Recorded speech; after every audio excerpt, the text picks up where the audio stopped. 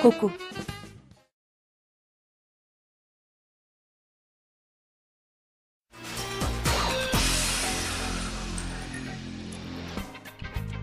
In the early 1800s, an English nobleman in the county of Worcester hired two local chemists, John Lee and William Perrins, to duplicate a sauce he'd tasted while traveling in India. Their resulting concoction was unpalatable, so they relegated it to the cellar. Years later, they came across it during a cellar cleanup and gave it another taste. Lo and behold, the sauce had matured and was now delicious. They christened their creation Worcestershire sauce and went into business. Today, more than 170 years later, that same company produces that very recipe, the specifics of which remain a closely guarded secret. The process begins with onions and garlic, pickled in malt vinegar for 1 to 2 years. Inside the pickling barrels, the bulbs slowly liquefy, their flavor infusing the liquid. Starting with the 2 vinegars, workers pour the ingredients, one at a time, into gigantic blending tanks. There goes the tamarind concentrate.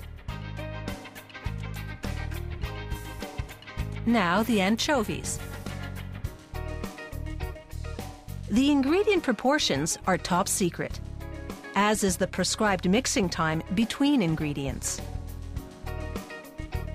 Now the pickled onions and garlic.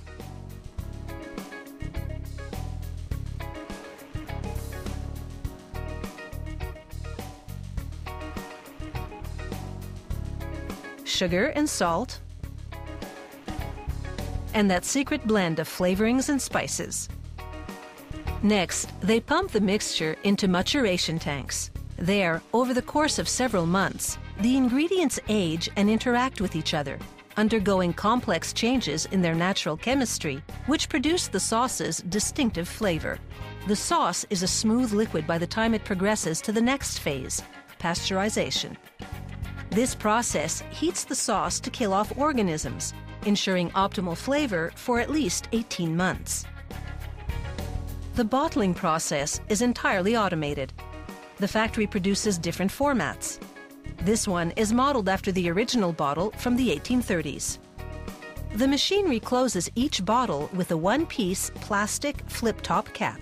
Then, depending on the format they're packaging, the equipment groups 6 or 12 bottles together and from underneath folds a carton around them. Then it shrink wraps the carton, which then joins others on a pallet.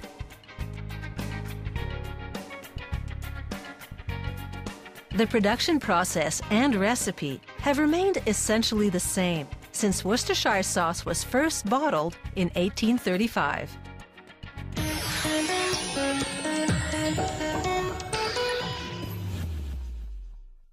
Garum was the flavour of Rome.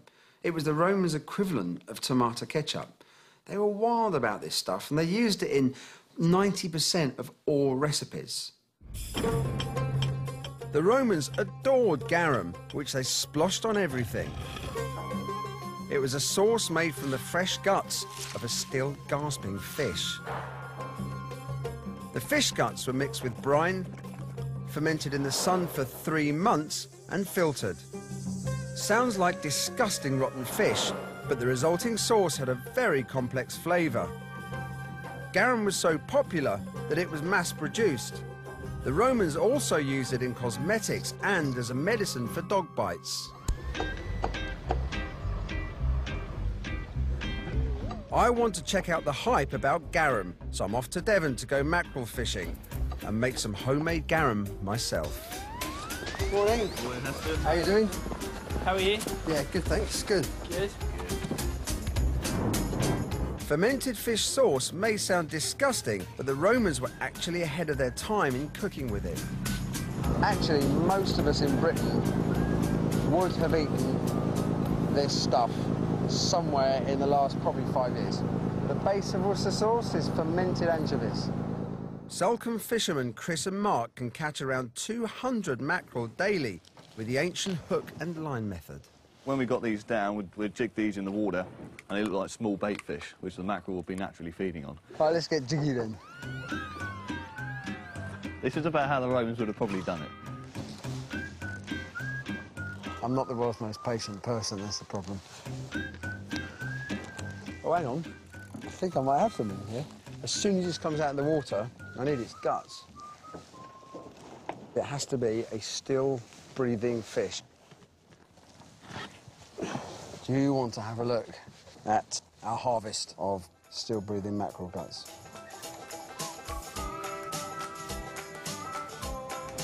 After 3 hours, we've caught enough fish to make the garum for my savoury custard.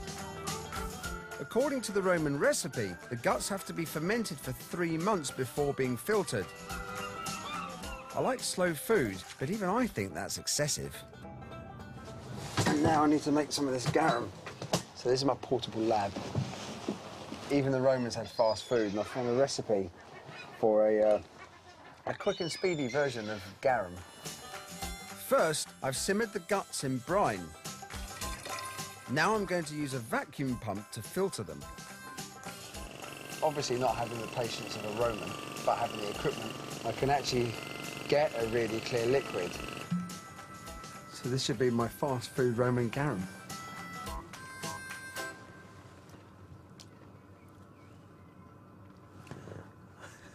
That's actually really surprising. It's like a delicate but rich broth made from sort of roasted langoustine or shrimp shells, and rather delicious. You know, these Romans might not have been that bad after